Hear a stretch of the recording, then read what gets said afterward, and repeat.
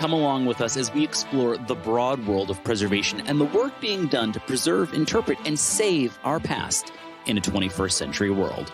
From aquaculture to historic foodways to forensic modeling, we're talking weekly with experts from across the globe. This is your host, Nick Redding. Welcome to PreserveCast.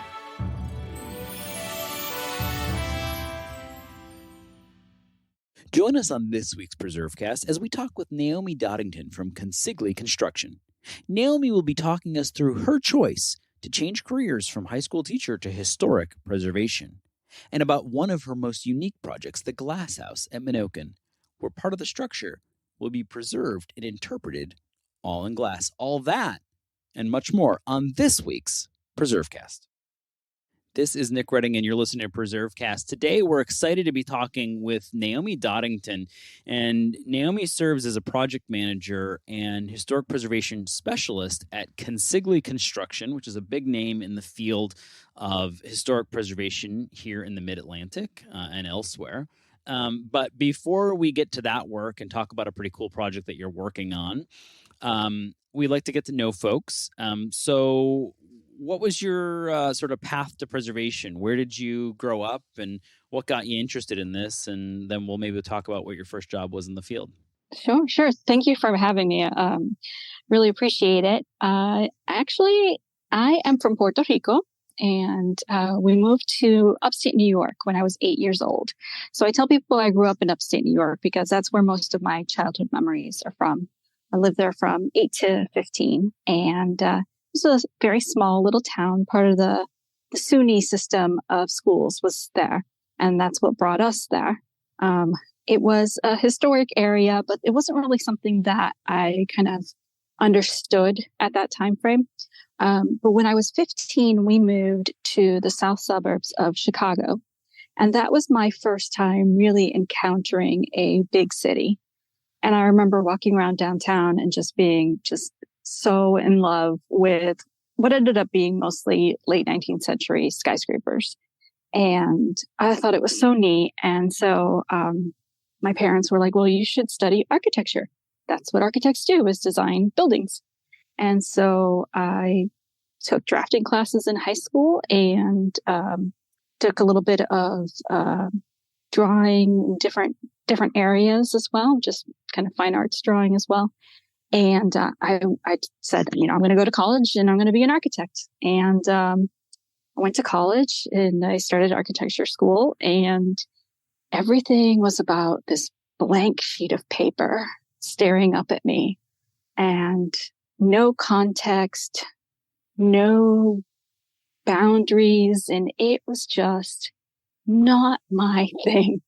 So I took architectural history classes, obviously, and I loved those classes. I did so well in those classes, but I didn't know the historic preservation was a thing. No one ever talked to me about it. So I really sat down and thought really hard. I was like, this is a 5-year program. I'm paying for it myself. I am not happy. I need to finish my degree and get out of school. So I went over to the theater department and I said, hi, I know how to draft and I'm creative and I would like to finish my degree here. And they said, okay, come join us as a set design major. So my undergraduate degree is actually a Bachelor of Fine Arts in theater with an emphasis on set design and scenic artistry. Well, it's actually kind of a good fit for what you ended up doing, right? Like putting things together. There's some practical construction skills associated with that. Yeah. And making things work, really kind of thinking outside the box and getting there. And so the thing about theater, and this is what I wish parents knew, that they wouldn't discourage their kids from studying theater, because I think that they say the wrong things. And I think the real issue with being a theater person is that it's a very itinerant lifestyle.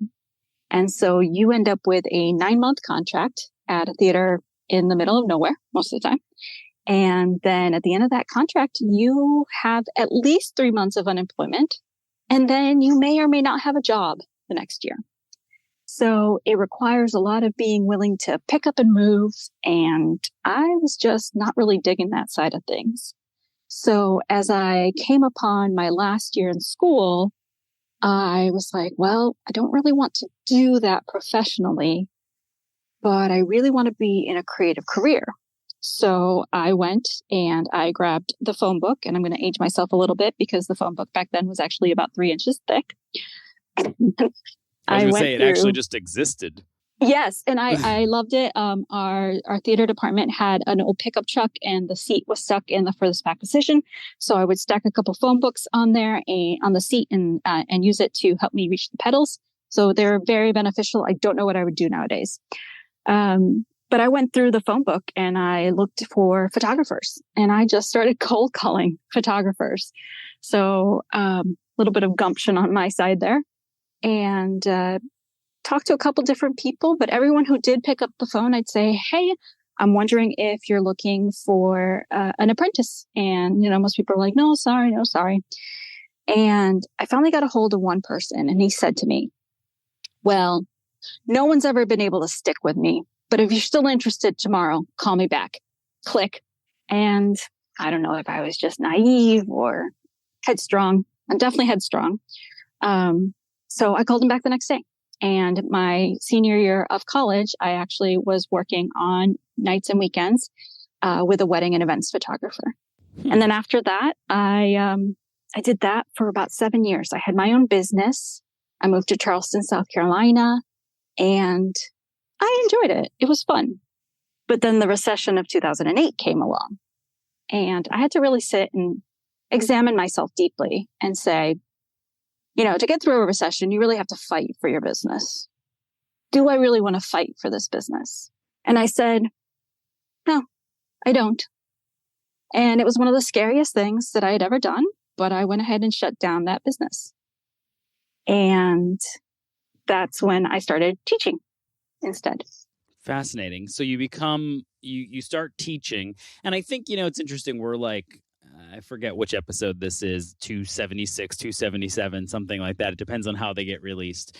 But, we're closing in on 300 episodes of PreserveCast. And I feel like one of the interesting takeaways, and this is probably if you were interviewing anybody from any industry or a large group of people from an industry, would be that there's no one path and to that industry or to that job, and that it's okay to reinvent yourself several times. There's so many people.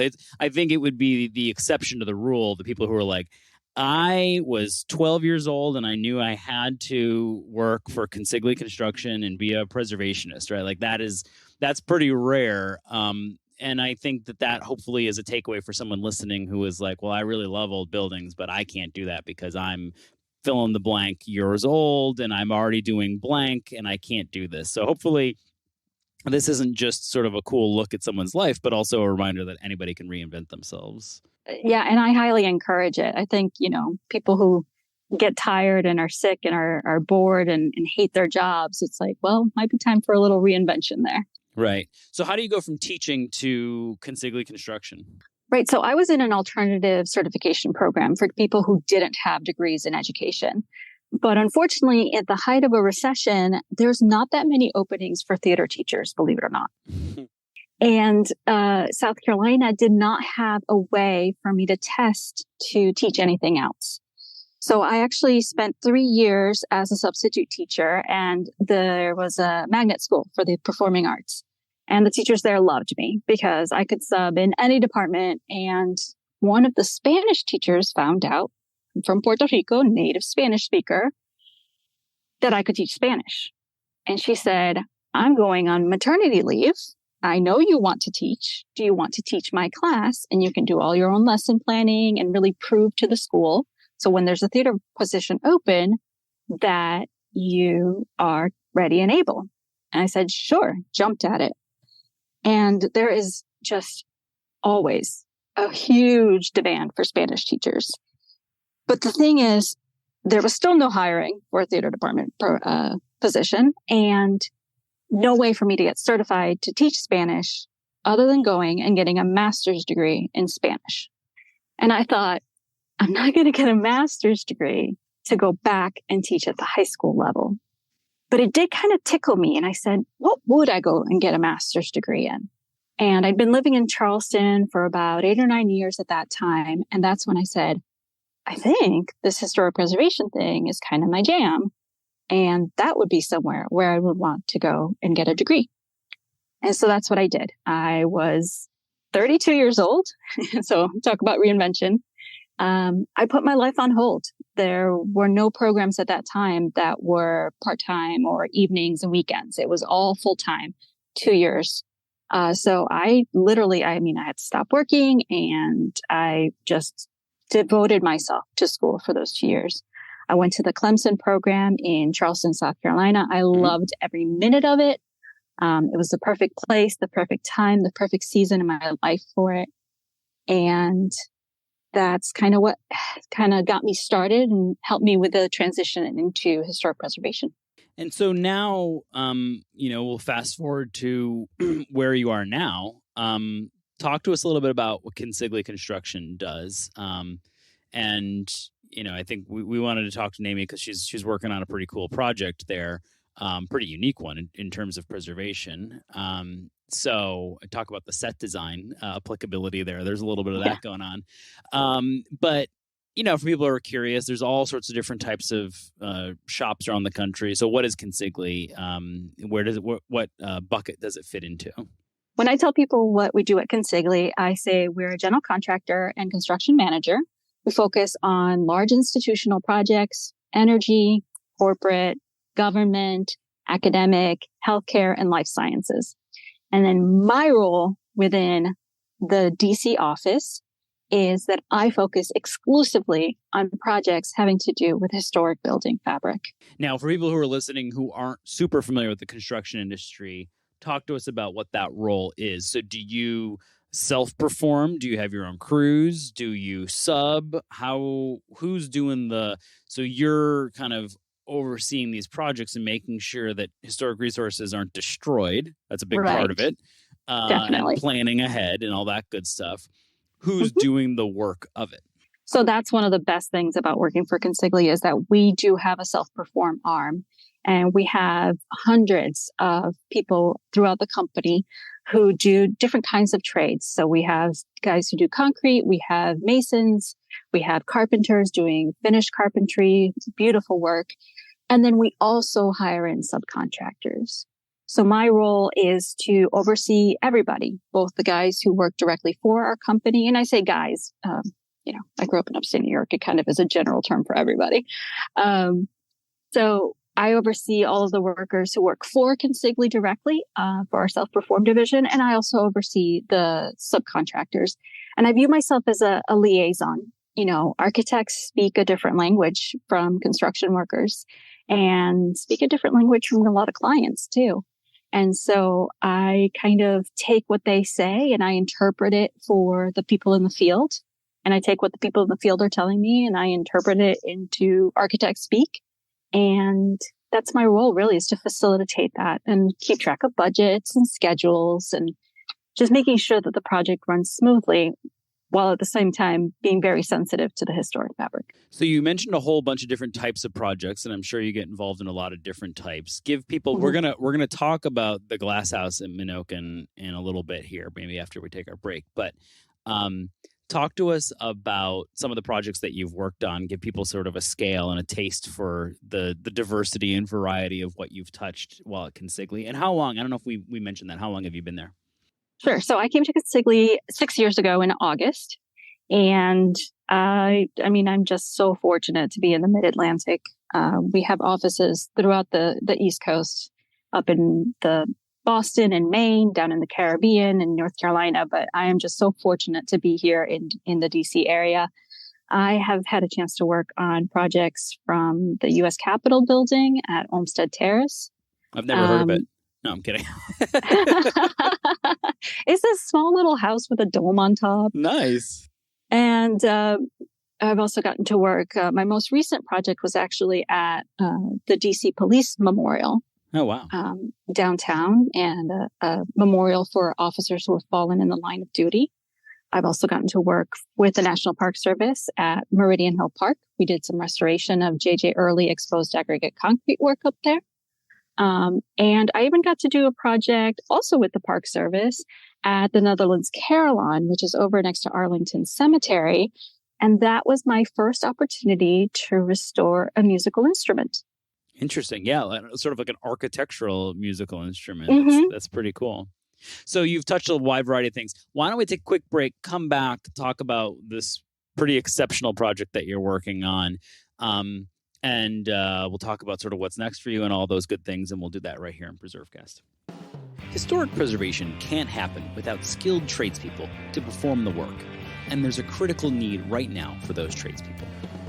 The Campaign for Historic Trades, powered by Preservation Maryland, is working to meet that need by strengthening apprenticeship opportunities within historic trades. In partnership with the National Park Service's Historic Preservation Training Center and Conservation Legacy, the campaign is currently recruiting for NPS Traditional Trades Apprenticeship Program, or TTAP. TTAP is an intensive 20-week apprenticeship that provides young adults the chance to learn historic trade skills while working on America's most iconic historic sites. Multiple positions are open for the 2022 season at national parks across the country. Visit historictrades.org for more information on TTAP and how to apply today. This is Nick Redding. You're listening to PreserveCast. We're thrilled today to be joined by Naomi Doddington, who is a project manager and historic preservation specialist at Consigli Construction. So we were talking about her circuitous and fun way of falling into this career and sort of the interesting things she's done along the way, and this spirit of reinvention, which is very cool. And we also talked sort of about how Consigli works and all the different things that they've done. And she's obviously worked on anything from the Capitol Dome down to a Carillon. And now we're going to be talking a little bit about another cool project that has, impressed a lot of people and is doing some cool things. And this is the Glass House project at Menokin in Virginia. So talk to us about, for somebody who doesn't know anything about it, which I'm sure there's a lot of people listening who are like, I don't know what that is. Listeners all over the world. Where is it? What is it? And then we'll kind of get into what you're doing. Right. So Menokin Plantation is in the rural part of Virginia, and it was the ancestral home of Francis Lightfoot Lee, who was one of the signers of the Declaration of Independence and the Articles of Confederation. It is a very typical Georgian four-square brick and stone house.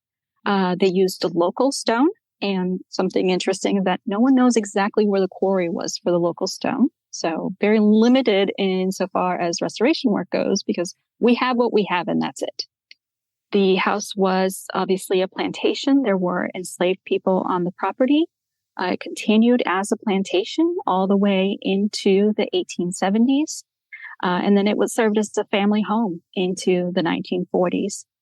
In the 1960s, the property had been abandoned and a tree fell through the roof. And as you know, water is the enemy.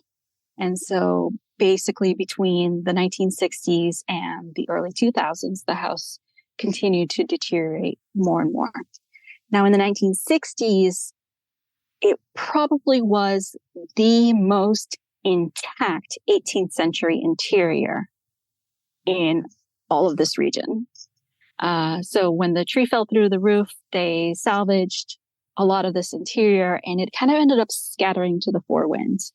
So Colonial Williamsburg has some pieces, and some pieces have ended up in different collections, and eventually parts of it were stored in a peanut barn. And yeah. And then in the early 2000s, the last owner was convinced to sell it to a foundation, a private foundation made up of preservationists as well as descendants of the different people who had something to do with the plantation, both those who had been owners on the plantation as well as descendants of the people who had been enslaved on the property. And they have been working to stabilize the ruins and to interpret the site and to bring back an understanding of the house to allow further interpretation of all the lives that touched that place. And part of that is by building what is called, affectionately known as, the Glass House. So over the years, different people had broken in and basically picked over the ruins, and stones have gone missing. And because we don't know where the quarry was, and there's not much of the stone in use anywhere else in the area, there is no more source for getting new stone. So what we have is what we have. And part of the first phase of the project that we've completed was to go and find the stones. Some of it was stored in the woods. Some of it was neatly organized in a system that had long been forgotten. Tags, beautiful tags. No one knew what they meant. So we sorted, we organized. There were these gigantic cartoons of the different elevations from the HAB survey that happened in the 1940s. And so they printed them out onto some kind of, I don't know, maybe billboard plastic stuff. And so our masons were able to lay their pieces of stone right on the cartoons and say, yes, we've got enough to make this windowsill, or no, we're going to need to find a piece that's larger from somewhere else to recarve to make it here. And so the intention is to stabilize the southwest and the northeast corners, which are the most intact. And then for the voids, the pieces that are missing, they will be replicated not in a direct manner, but by using glass. And that will give people, visitors, a sense of the volume of this space while also preserving the fact that it is a ruins. Which is really, this is unique, right? Like in the United States, it's actually really rather unique. It's a very European kind of way of approaching preservation. It is controversial, I will say that. But when you think about what it is, this is a place, instead of doing the typical house museum where we're celebrating the glory of these people who, they kept other people in bondage. It's not the lovely, happy story that we would like to sell. It's really, it's just like a very artistic statement to be like, look, this is the ruins. I don't know. It's just so interesting to me, the juxtaposition of the two. Well, yeah, I think the juxtaposition of the materials is also, for me, I think it's great. I think it's very cool, and I think it's an interesting way. We have a lot of historic homes. We don't need a recreation of one. So This allows the historic fabric to speak and the new fabric to speak separately. Yes. For some people, though, seeing those two materials side by side is the jarring part, right? Where they're sort of purists and they don't want to see those two things. It's like having some people like having the syrup touch their bacon, and some people don't. It's just some people like the salty and the sweet, and some don't. And obviously, you and I fall on we're okay with a little bit of that mixture. Yeah, definitely. So where are we in the scope of this? Someone's hearing this and is like, cool, I want to see this. That's the next historic house museum I want to go to. When are they going to be able to see it?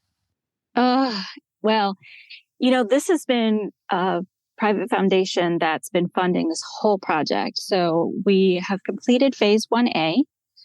They did get a small grant from the state of Virginia last year, which allowed us to complete that phase. But they are back in fundraising mode for the next phase. And the next phase is the stabilization of the northeast corner. And that corner is interesting in that we have a lot of the timber framing still left up there. The southwest corner was just stone and a little bit of brick. So this northeast corner is going to let us reestablish the historic floor elevations and just have a kind of almost more complete kind of rooms there. So that's really where things stand right now, is fundraising, and just trying to get as many grants as possible and private donations. If anyone has the altruistic bent and a lot of money, they would love an angel investor to come in. You probably can get your name on a pane of glass. I'm sure they'd consider it for the right amount of money. So we'll put a link in the show notes so people can kind of check out this building and see how it progresses. And I know that they do have some public events out there as this is kind of progressing along. Right. There is still work going on out there. So the Masons are doing some repointing, some things to help stabilize some of the work that's out there. But the major campaign in the northeast corner is on a bit of a hiatus right now until we get some more funds. So for people listening, kind of going back to that comment we made about reinventing, but not only that, but about, seeing diverse representation in the field, whether that be, Latin representation, whether that be, female representation in the field. I mean, you have, it is difficult to kind of cut your way into this field sometimes, and it sometimes is not the most diverse field, but that's quickly changing. Do you have sort of recommendations for people who are interested in kind of making that jump, or who maybe are like, well, I don't see myself reflected in that field, so I'm scared to kind of to be a part of that? Is that an experience that you could kind of speak to, or that you would give recommendations or advice? Oh, absolutely. So my favorite thing when I'm in front of a room full of, I do a lot of public speaking. I love talking to school groups and talking to young girls and young women. And I love to say to them, have you ever been called bossy? Have you ever been told you talk too much? Have you ever been told you're just too much? You need to shrink yourself down. And then I say, don't do that. Come consider construction, and especially historic trades, because we need you. And this is a place where you can make room for yourself.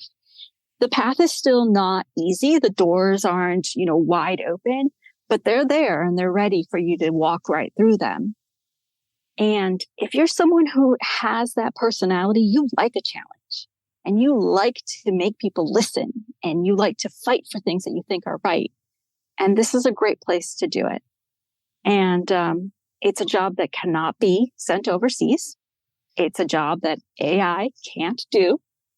And it's a job that you can earn a nice living at. One of the challenges of preservation in general is that a lot of the jobs in the field tend to be in areas that are not well remunerated. And that can be a challenge when you don't have anyone to fall back on if you are struggling for money that month. By coming into the construction side of things, we have a little bit more of that financial freedom here.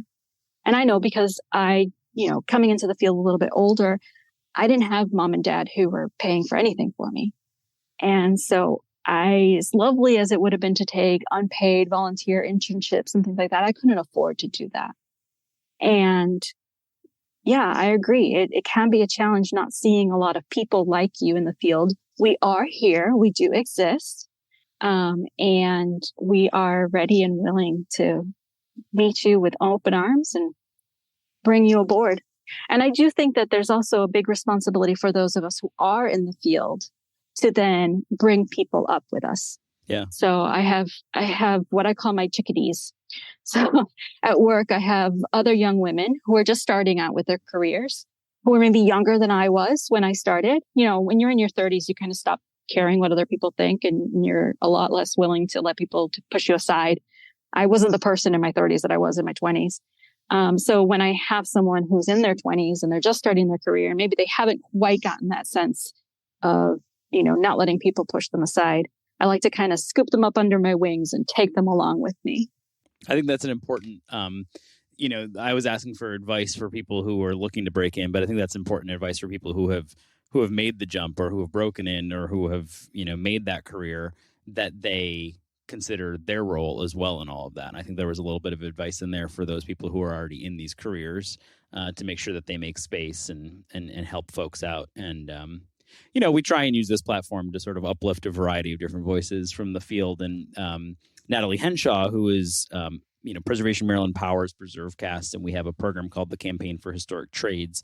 And Natalie Henshaw runs that program. She's the director of the Historic Trades program, and she's done some trades takeovers of PreserveCast and talked to a bunch of really cool women in the field working in historic trades. And so there's definitely a really great collection of people out there to look to and to hear from, and some of them even on previous episodes here that you can kind of tune into if you're interested in this concept and this topic. I have never met a tradeswoman who isn't a fascinating, interesting, powerful, beautiful person. I think our historic trades just attract people who are interesting. Yeah. And, one of the things that can be a challenge as someone who is maybe underrepresented in the industry is to find a mentor. It can be easy to find a mentor when you're surrounded by people who all look like you and talk like you and think like you. A little bit harder when there's not that many or there's only one other person in the room. And for that, I would encourage that you reach out and don't limit yourself so much to the people immediately around you. I definitely, when I started with the company, there was another female project manager, but she left shortly after I had started. And so there were no other women in project management at that time. And so I reached out to my corporate office and I said, I need a mentor who isn't a 6-foot tall man who yells and screams in the phone, because I guarantee you, if I try that, it's not going to work so well. And so they connected me with a project manager out of our main office. And it's been wonderful. It's been a really great relationship. And I still talk to her. We have a good connection in that way, even though we never were in the same office. And I think that's really important, is to know that it's not going to be handed to you, but you can find the person to be your cheerleader and to support you and to encourage you. So before we go, we like to ask everybody what their favorite historic place or site is. What is currently the top of the list for you? This is a tough one because it's like asking me to pick which is my favorite nibbling. I really struggled to think of something. We just bought a house, my husband and I, in Alexandria in the Olden Historic District. So that's a current favorite spot. But I think of a generally recognized historic place, for me, it's El Morro in San Juan in Puerto Rico. It's a Spanish colonial fortification, and it's not about celebrating colonialism, but it's just such a visible part of the skyline there. And it's kind of a shorthand that everyone uses for the city of San Juan. And it just kind of, I think for a lot of us in the Puerto Rican diaspora, it just kind of speaks of home. And so I think I'm going to have to say that that's it. It's a good one and a great place to end the conversation. I also love that you mentioned before that water is the enemy. And I don't think PreserveCast has ever had a T-shirt, but I feel like that maybe should be our T-shirt. Water is the enemy. I love it. I'll buy it. I'll wear it. So this has been so much fun. Looking forward to seeing where you head next and all the good stuff that you're doing at Consigli. We'll have links in the show notes to all of this if you want to learn more about Naomi and Consigli Construction. And thanks so much for joining us today. Thank you. Thanks for listening to PreserveCast. To dig deeper into this episode's story, head over to PreserveCast.org for show notes and our collection of previous episodes. Don't forget to engage with this podcast by subscribing, commenting, and leaving a review. Follow along on Instagram, Twitter, and Facebook at PreserveCast for even more. PreserveCast is currently recorded in Walkersville, Maryland, and sponsored by the 1772 Foundation, and powered by Preservation Maryland. Thanks for listening, and keep on preserving.